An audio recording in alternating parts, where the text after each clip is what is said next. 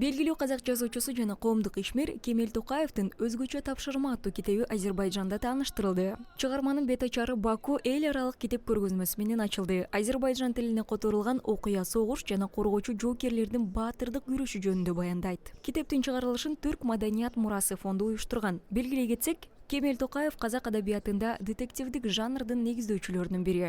Жазуучу түрк маданиятынын жана сөз өнөрүнүн өнүгүшүнө зор салым кошкон. Эске салсак, өткөн жылы Кемел Токаевдин Түнкү атышуу повестинин жинагы Азербайжан тилине да сунушталган.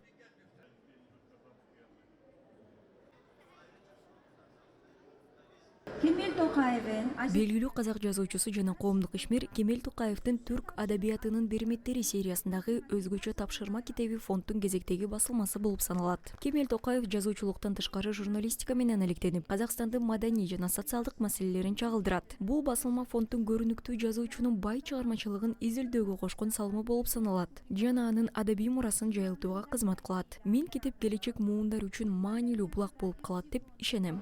Türk halklarının maddi